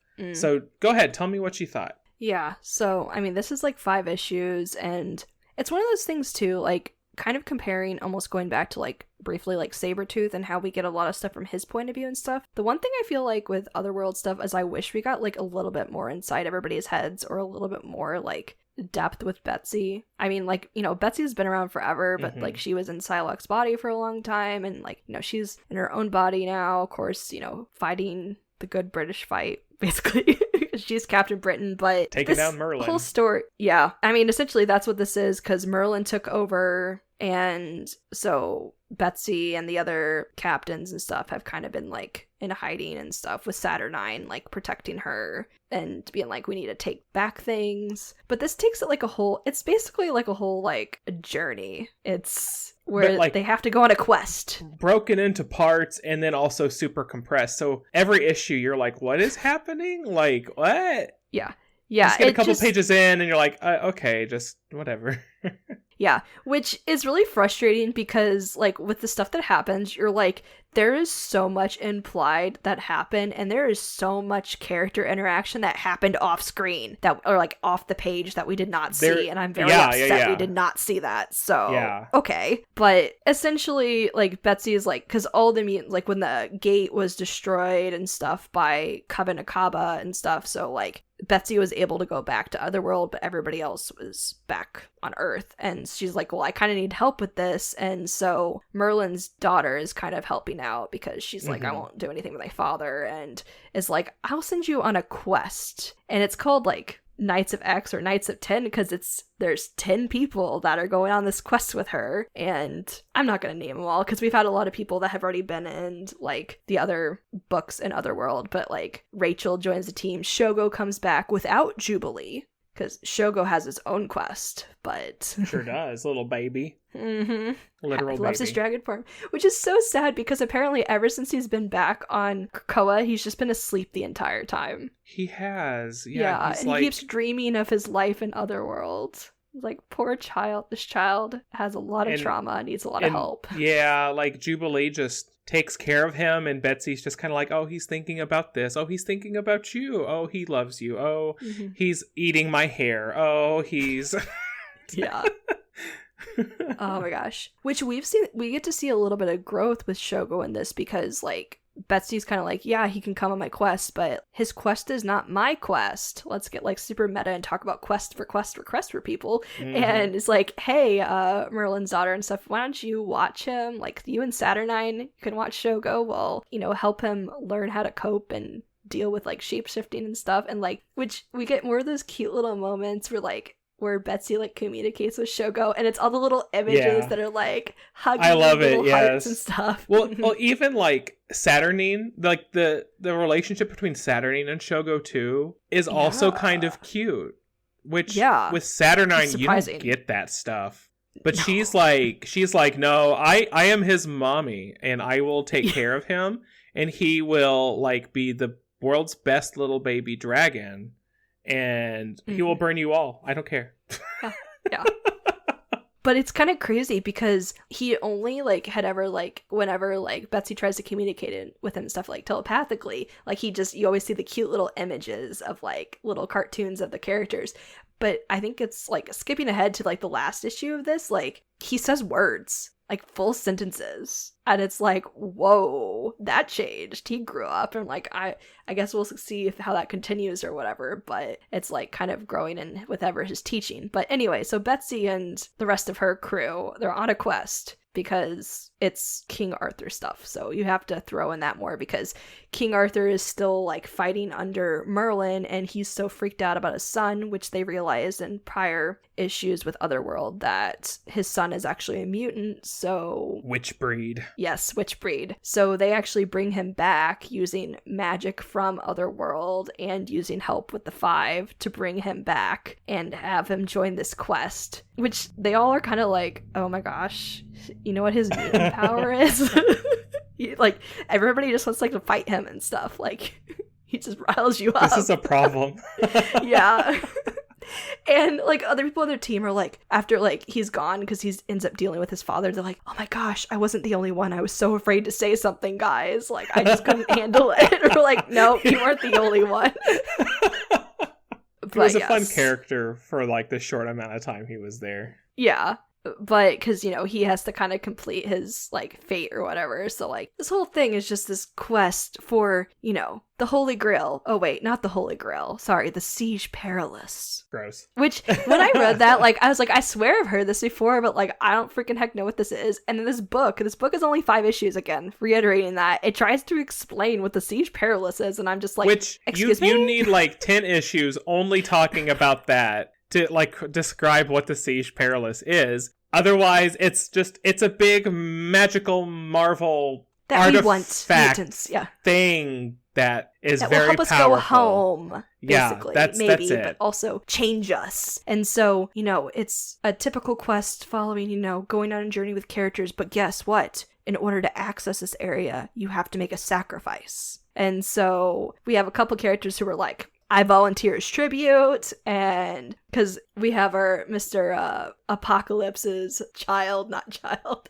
Richter, yes. Richter. Richter. I don't see that relationship that way, but I'm not going to talk about how I see that relationship. Well, no, you can, because when Richter and Shatterstar are talking to each other, and Shatterstar's like, hey, I've been with many people, like, dude, like, like, we're here together now, like, I love you, but, like, and then Richter goes, it wasn't like that, kind of, and I'm like, okay, sure. But Richter's like, and every single reader is like, okay.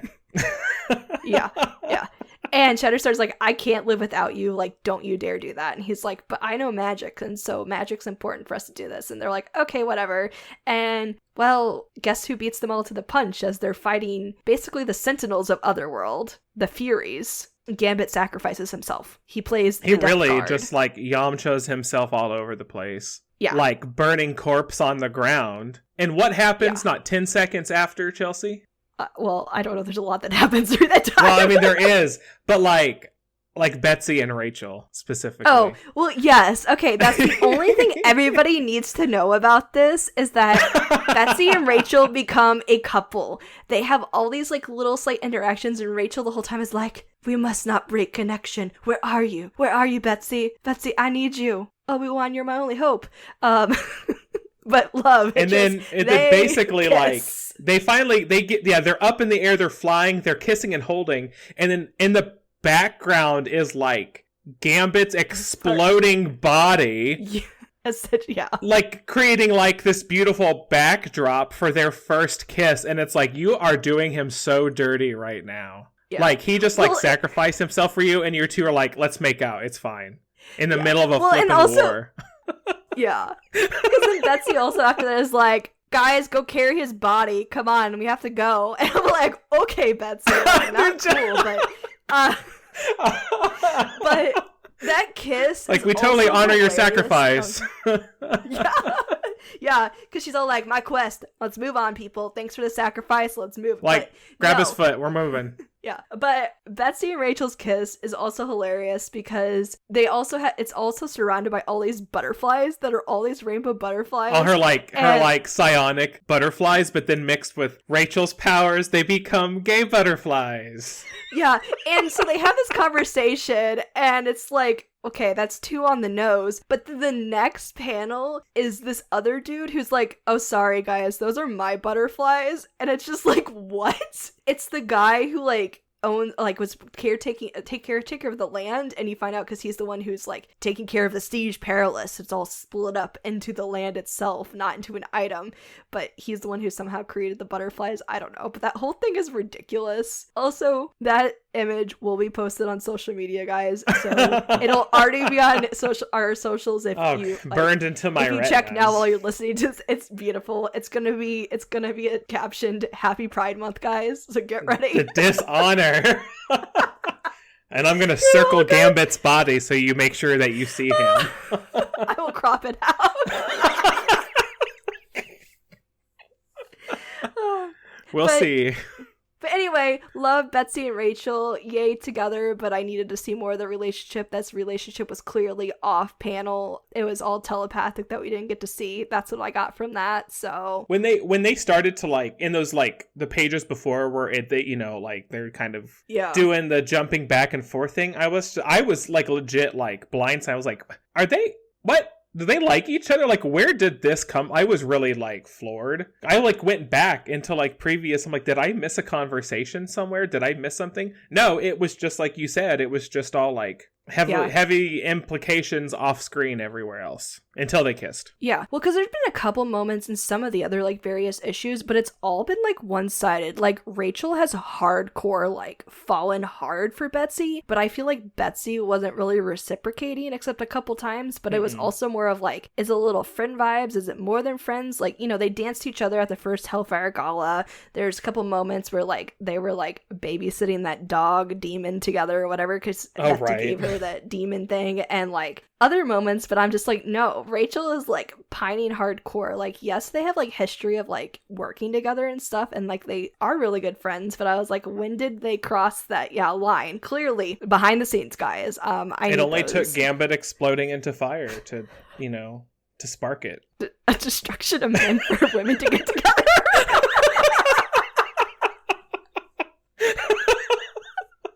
Down with the patriarchy, as they say. Yep. Rogue does not approve. Nope. In the end, that's all we're going to say about that. No. You know that somewhere off panel, Destiny smiled somewhere. She for had herself a nice little Let's drink. Be realistic. For both things. She had herself a smile and a nice little drink. Yes, exactly. It was mainly for Gambit, but also like love. Yeah. Because she, a couple times, there's been some other things. I think it was actually in X-Men. Like, she kind of was telling Rogue, like, who's that loser you're with? Like, why? She is so mean to Gambit. Yeah. And like Rogue doesn't really hear it. Like she ignores it most of the time. But I'm just like, damn, Destiny, like lay off. Yeah. But Gambit's he's ready to throw it right back at her. They get so sassy together sometimes. Oh my god. Yeah. And Mystique's just kind of like, like whatever, man. Yeah. But anyway, I guess the other thing I'll just say quickly about Knights of X is basically they get to the land after Gambit makes a sacrifice and nobody really mourns him. But like, except for the people that are carrying his dead body, because actually real quickly, I forgot to mention one of the people that joined them on this quest, which was really fun to see, was Bae. Oh my gosh, I forgot about her. Yeah. Doug's little wife. Yeah. Like, not very little wife. Yeah, no, not at all. But she's just there for that, like, she's just there for the power. Yeah, she's there for the action. But yeah, no, she's there for that. But then, so after the sacrifice, basically, the dude with the butterflies, apparently he's the one with that. With the ground, with the seas perilous, he turns into a thing. It creates magical magic. And now they can have the connection back to traveling through a portal. And guess what? They can go back to Krakoa, and Krakoa can come to Otherworld. And it somehow magically erases the boundary of them. Now it's okay to die in Otherworld, and you don't turn out weird, apparently, I guess. Magic. Siege Perilous, yay. Yeah, that's it. Yay. Okay, moving on. Yep, cool. All right. Yep. So you'll get to revisit Betsy not too far from now. I'm ready for more Betsy and Rachel. Give me more backstory. I don't care. I love those two. I think the second mini has more of them together. Like, so yeah. Yeah. Okay. Well, we're coming up on like the major points of Destiny of X. We have one more main book to talk about. And that book is my favorite book. I actually did really like it. It was so good. It's Immortal X-Men, and it follows the Quiet Council. So all 12 members of the Quiet Council. And I love how this is also structured out, because each book is told through the eyes of a different council member. And it's somebody who's relevant to like the story that's happening in that book. But it's so cool and I love it. But you also get a lot of focus on Destiny because she's back now. Of course, she has a lot of stuff to say about Krakoa and what's been happening and what could possibly be happening. I love that she is like the leash on Sinister that nobody else knows about. Because you get this really neat new backstory where like Destiny and the original of Nathaniel Essex met in England and like whenever that was, like 18 whatever. Where she initially was like, hey, so secrets. And he's all like, whoa. And then like, doesn't she like tell him secrets and he like drops dead? Yes. Exactly.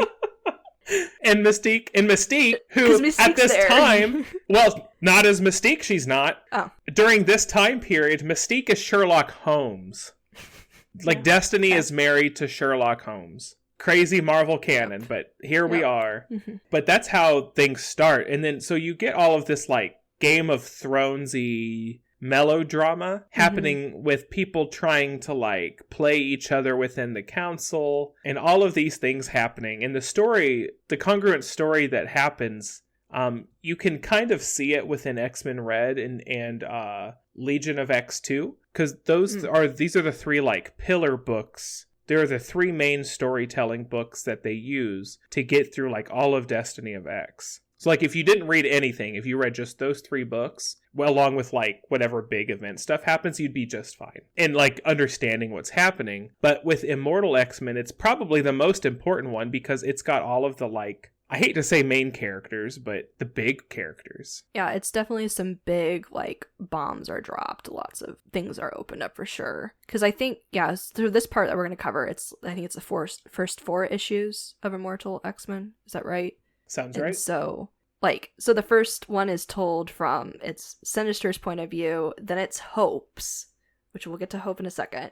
Then it's Destiny, and then Emma's. And yeah, these are all really good. And I really like that too, because I do really like that we get more of that personalized, like, and we get that look from the point of view and stuff. But yes, there's also just like everybody playing everybody, all these secrets being revealed, and it's just getting nowhere good. I completely forgot that this is when Hope comes in. Yes. Because she's all like, the 5 think that if we're supposed to be so protected and so, like, unbelievably powerful right now, then we deserve to, like, have a place, to be involved. And so they send Hope to be that person, and she gets voted in.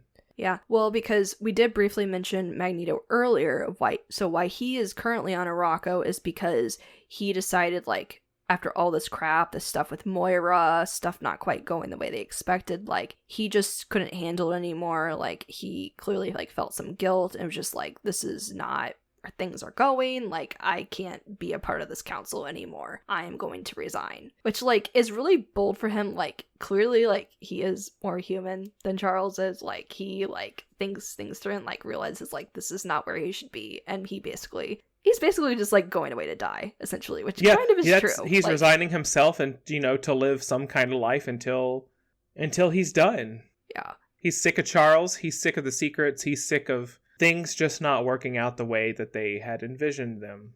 Yep.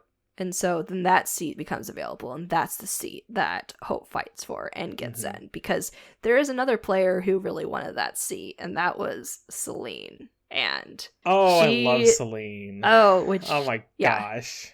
She was like, "Nuh-uh, guys, like, I'm gonna fight for that." And after they were like, "Sorry, you didn't make it. We voted for Hope," she's like, "Well, screw you guys. I'm So hell the people, unleashed." Yeah, seriously, the people who don't know who Selene is basically like a vampire who's been alive for as long as, like, time. She's an external. She's not an eternal. She's an external. Which, what is that? Don't worry about it. Not important. She's immortal. She's been alive for freaking forever. Like, she's a bad guy. Also, amazing. Yeah.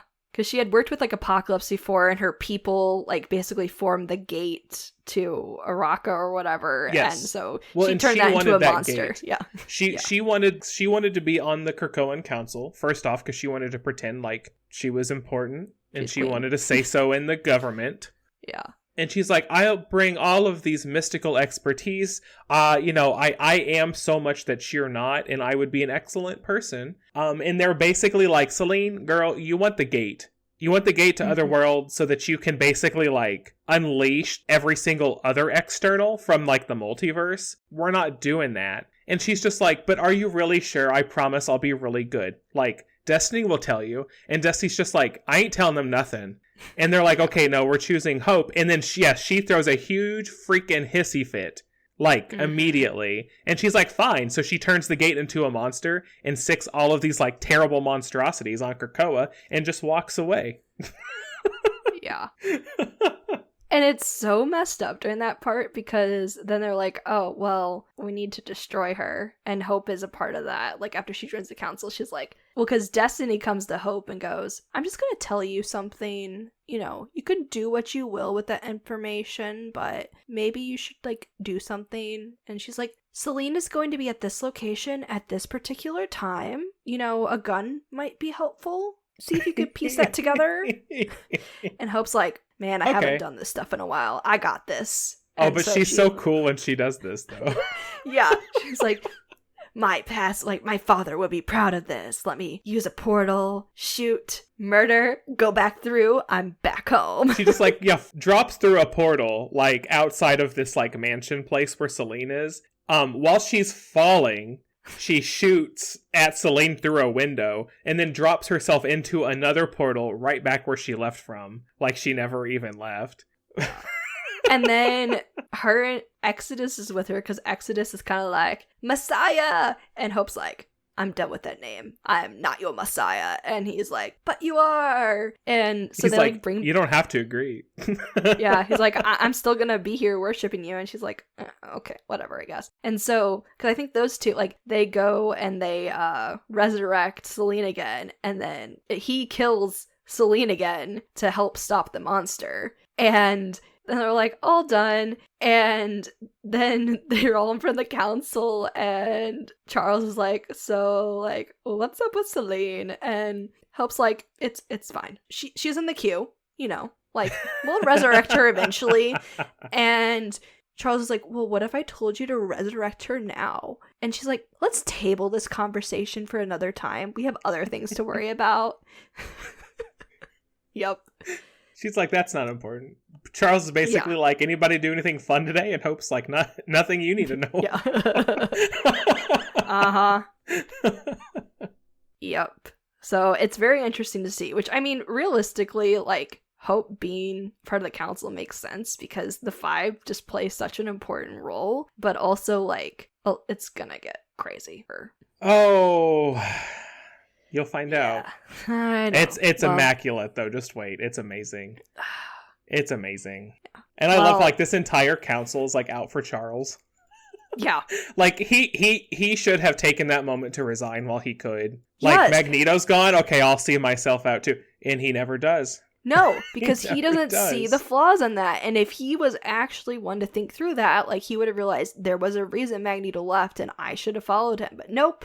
You're just gonna go down with everybody else and you're just not gonna. Nope. You just like wearing your helmet and just being Thinking a part you're of in something, charge. But not really being a part of something. Like, it's just, which we'll go back to Mr. Sinister in a little bit, but we'll save him for last because we also get, like I said, like, one of the issues is from Destiny's point of view. So we kind of get to go through, like, her, I guess we're calling it epic love story with Mystique, with Raven. Yeah, they go back through a lot of that. Yeah, because Destiny's just, like, processing everything and, like, talking a little bit more about what her abilities technically are. Is that, like, she sees all the possibilities. She doesn't always see what's going to happen, like, next. It's just the options that happen and, like, that her powers are causing her problems right now and, like, that because of all these things and because she knows that Sinister is up to a lot and, like, she can see through his schemes, but it's also, like, causing limited futures right now. Like, she can't see that many options. Like, he has so many, like, plans going on.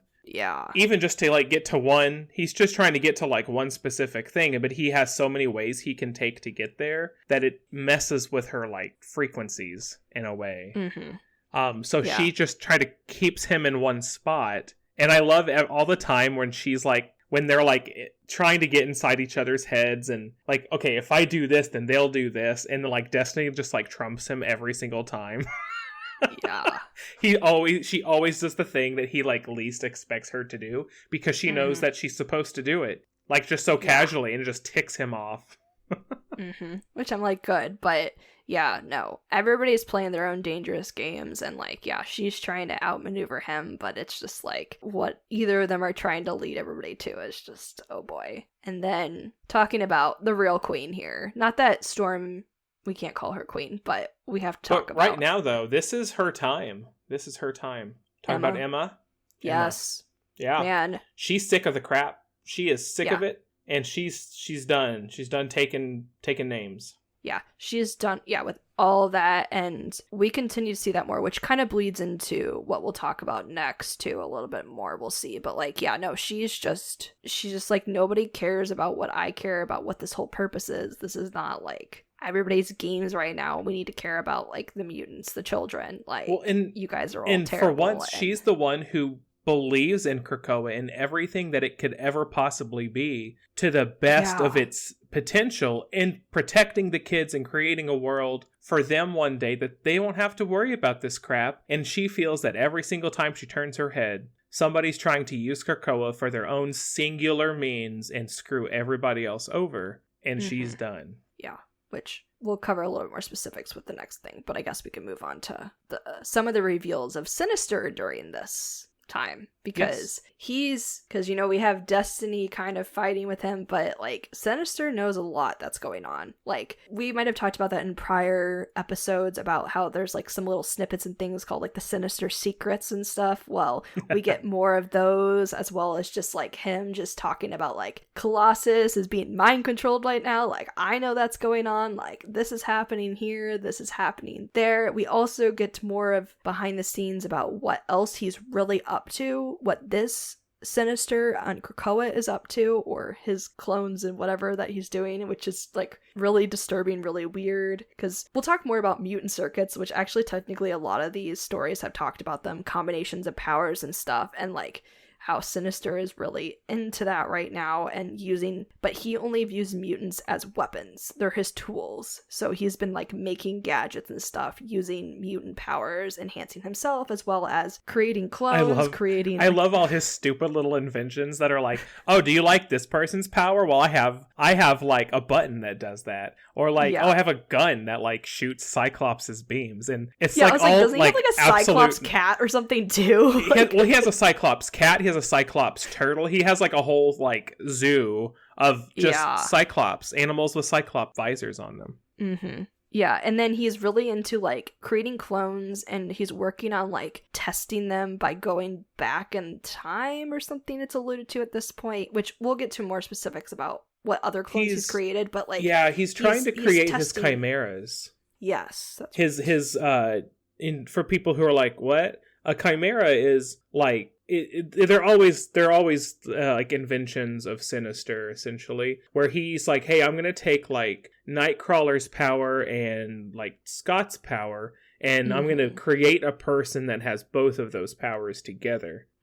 So he's trying to create beings that are like mutants, different mutants combined, but to like partner up the right abilities to basically create like all-powerful monsters, essentially. Yeah, and also like things that he can use, because like there's times where he basically creates that for himself when I think, because at one point the council like fights, I can't remember specifically what it was, and he's like, I've got this, and he like injects himself or like something, and with like a hodgepodge of powers, and becomes like a super villain, I guess. Yeah hero ? Yeah, but this is all stuff that we will see continue for a long time. Which then we'll see a little bit more of this with, if we want to move on, I think. I think so. Like, the Hellfire Gala and stuff that all kind of basically sets up kind of, I think, at least like it's like roughly like 3-ish stories going. Like, there's a lot of stuff that happens. There is a whole lot of stuff that like springboards out of this year's Hellfire Gala, which is not as extensive as the last year's, where you had like the gala take place over the course of like every book, and then you had its own separate book, and then you had a whole giant size where they like created a Rocco. It's just one singular book, but it is a big book. There is a lot of stuff that happens with it. Yeah, which this is kind of like, we get a lot more too, especially I think with centering on Emma, and Emma just being like, everybody ruined my party because like all the men are causing problems. I hate them all. Like, I can't, like, I don't have time for anything, because the news had already broke right before the Hellfire Gala about the mutant resurrection type thing, about how they're immortal vibes, and Emma's like, you couldn't have waited to release it. Gala would be like, this one's gonna be touch and go. People are gonna have different reactions to it, but to be a little meta about it, because we know like last year they started it's a gala, everybody has to have new mutant fashion, right? Yes, and but we not do just the mutants. This year, no. We have mutants that have all new, very ridiculous costumes, but they're not the only ones doing that this year. lots and lots and lots of the superheroes, the non-mutant superheroes, were also invited to try their hand at mutant fashion. And wow. Yeah, I don't have much to say about that, but yep.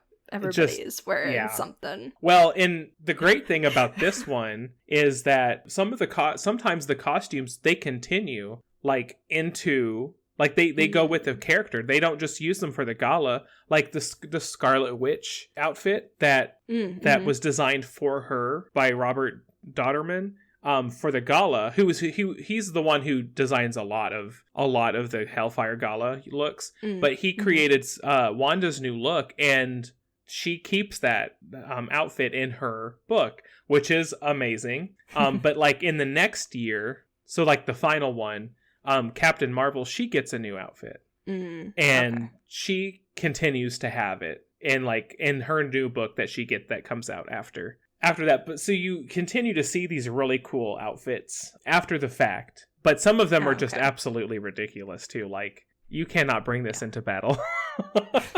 Nope. Emma. Yes. Yeah.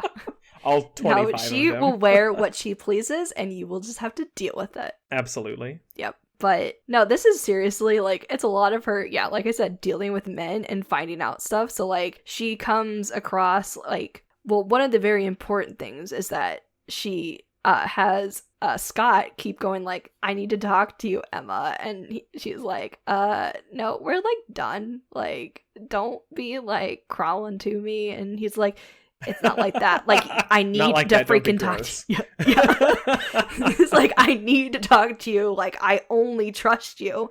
And so like they have a whole time where they're like dancing, and Emma's like, this is kind of weird, like, does Jean know about this, like, why are we doing this? And he's like, yes, she knows. I need to talk to you. You're the only one on the council I trust, and you need to look at my head and see this information. Because he's been holding on, like, only, like, he and Jean knew about Stasis being sinister. And so he gives that information to Emma, and she's like, cool, I really appreciate you showing this to me, but great. That's a tomorrow conversation. I got other fish to fry right now. Yeah, so she deals with that. She also... Is this the one where she sits down to play cards with, like, Tony and Steve, and then, Fei oh Long. my gosh, Fei Long, there we go. Yes, yep. Oh, so we get that whole thing. That's some stress right there. It starts off really funny. Like, Tony and Steve are doing their banter thing, and Emma joins in, and then, like, Long starts to talk, and things just get real serious and real, like, uncomfortable. Yeah. It's like, oh, yeah, which is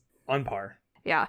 And then you also have, like, Stark, like, talking to Emma about, like, you guys are terrible people. Like, I was talking to Reed Richards about, like, him having some memory issues. Like, I can't stand you. And Emma's kind of like, what are you talking about? What the heck? Like, I swear, I don't know about this. Like, what is going on? And, like, she also kind of, like, find out more information about that. And that, like, goes way back to either our one of our really earlier Krakoan that was, like, one episodes. of the first-ish things that happens. Yeah. Yeah. Which is a callback to, like, when Reed had come up with, like, basically a way to, like, get rid of mutant powers or something, or, like, nullify them or something, and, like nullify the X gene within somebody's body, yeah. Yeah, because of him dealing with his son. Yeah, but then, like, as a punishment, Magneto and Charles came in, and Charles went into Reed's mind, and he just kind of, like, took that information away. But because, again, he's a jerk, him and Magneto both, he left, like, the hole open. So, like, Reed knew exactly what it was that he was supposed to remember. He just will never remember it. Which, like, why would you do that? Why would you let him know that? Yeah, because I think they said it was good to suffer or whatever. Think about what you've done. I'm like, yeah, like, that's totally gonna work. I think you taking it is, and him knowing is further just, like, infuriates the situation. But yeah, so yeah, Emma's finding all this stuff, and she's being blamed for all this, and she's like, hold up, guys. Yeah, like, she's like, all legit, these people, hold on. Like, this is supposed to be my jam. I've been working hard for this day, and everybody is just ruining it. All these men, I have just had it. Like, their business, their drama, like, they are making my life a nightmare. But yeah, so, like, she's dealing with all that, but talk about, you know, the, like, question they ask everybody when you go to a gala like this, you know, what are you wearing? Well, somebody is wearing more than just an outfit at the party.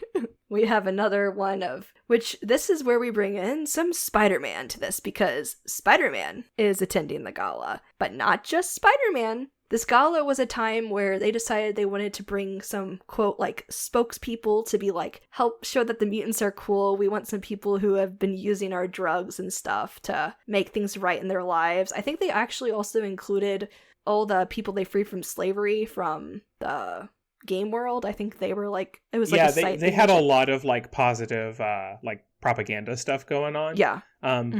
But no, for sure, Mary Jane Watson. Yes. She shows up to the gala because she is a Krakoan spokeswoman for their medicine, because her aunt had, was it Alzheimer's, I think? Yeah, and these drugs cured her Alzheimer's.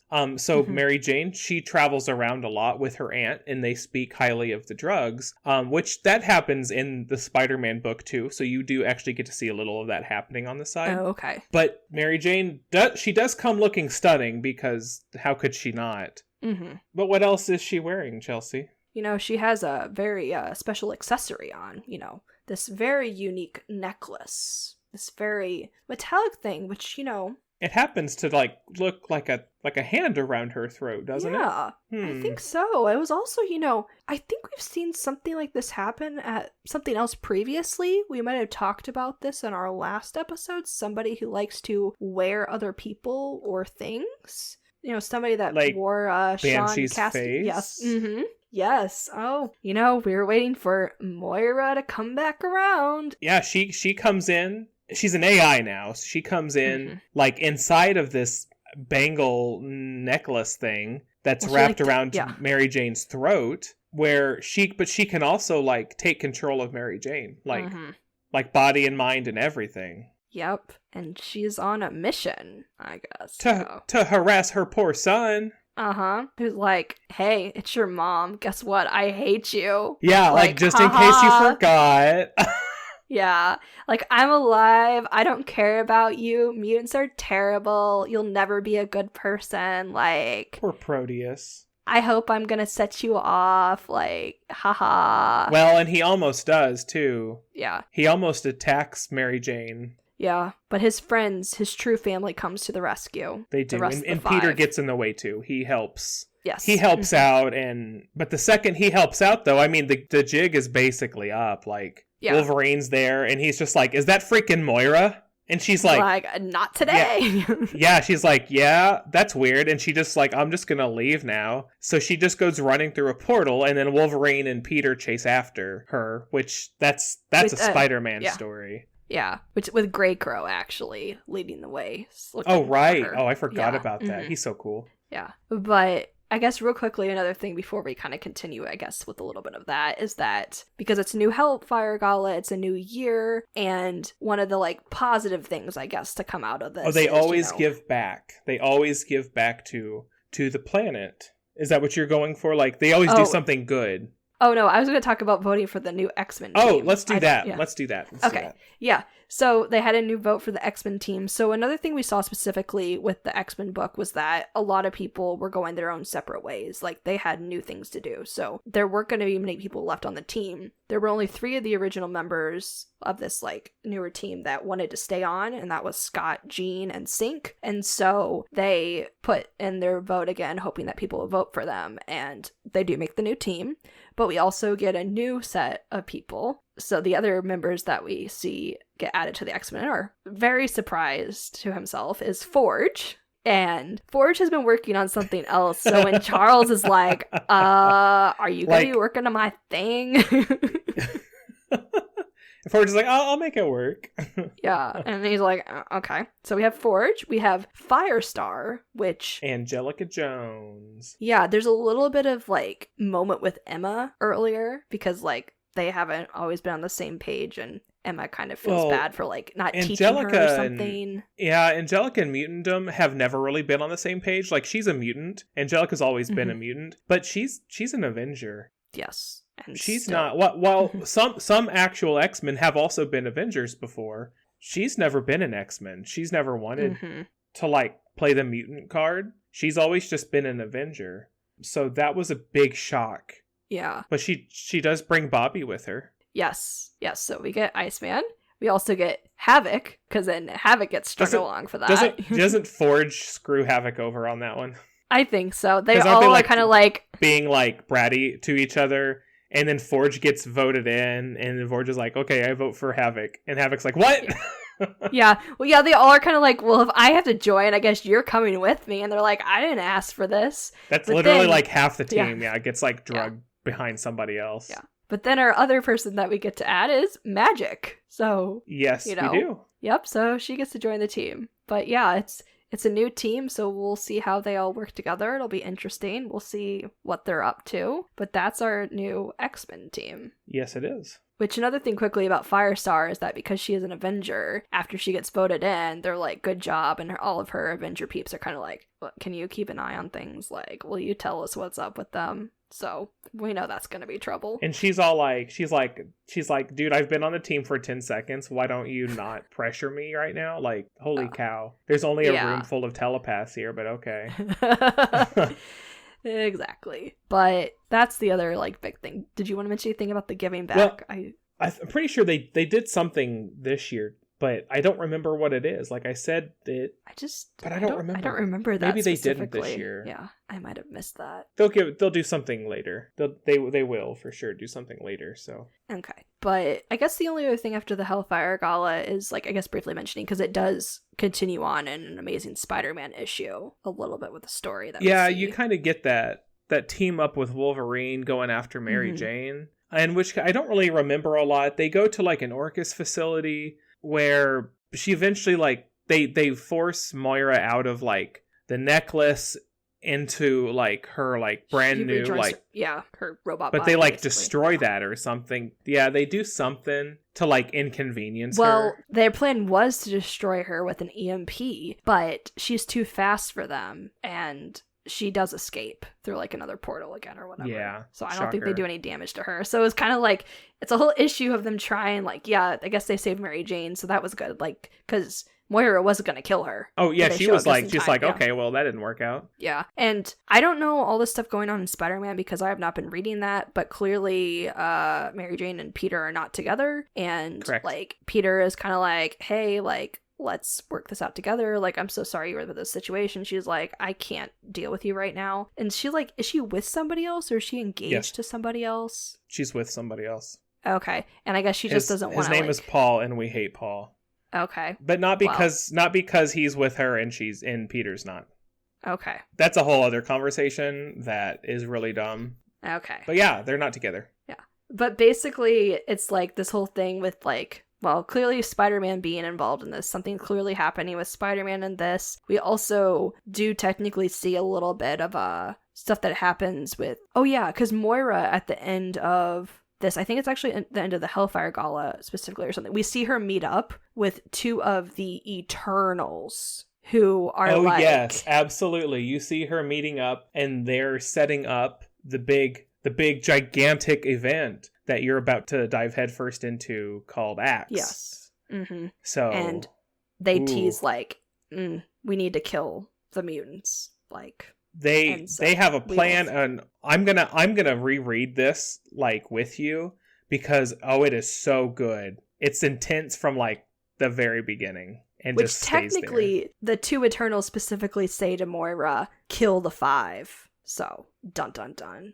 Absolutely. We will leave it at that, and we will definitely dive into the stuff leading up to it, all the people involved in this next arc, because right, and that will be gonna get messier. That will be our second episode of Destiny of X. We'll only be focusing on Judgment Day, which is not too much. What is it, like 15 issues? Yeah, something like that. So it should definitely not be 20, long but not so this much. Episode, listeners. Oh, good so lord, sorry. no! This has definitely been a long one. If you're still here with us, thanks for hanging in. It's been a bit. Yeah. But Destiny of X is long and it is thick. It is. Mm-hmm. It is full of a bunch of stuff. So yeah. So yeah, this is only our first part of it. So I think that's all I've got to say about it right now.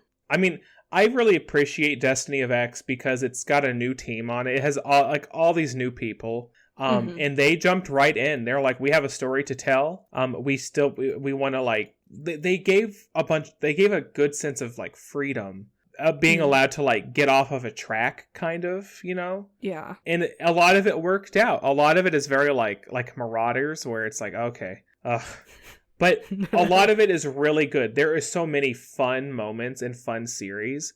There are some just completely stupid ones. Like in part 3, we'll talk about a book called Exterminators.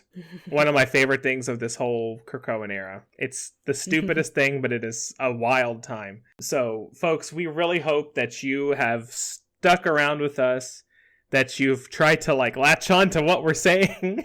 Yes. There's so many characters in the X-Men that like if you don't know certain people, hopefully you're like in a place where you can like Google them if they came up. But you know, hopefully we're giving you a little bit of a story to tell. Yes, I hope you're enjoying what we've been saying, and I hope it makes sense. Agreed.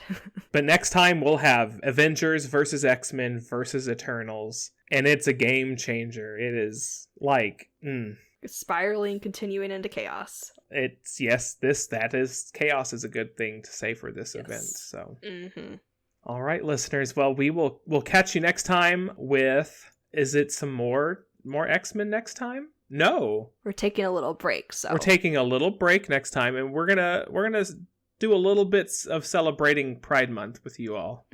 We have a video game to review. An excellent video game. An excellent video game. So we hope that you can stick around and enjoy that episode. That'll be the next one. Yes. Before going back to more X-Men, for sure. Before going back to more X-Men, yes.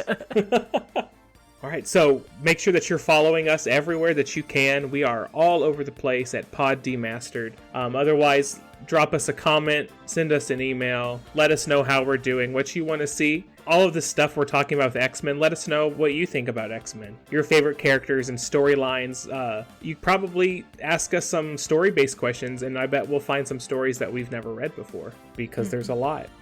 So, listeners, we really hope that you're here next time as we celebrate Pride Month, and we'll see you later. Bye.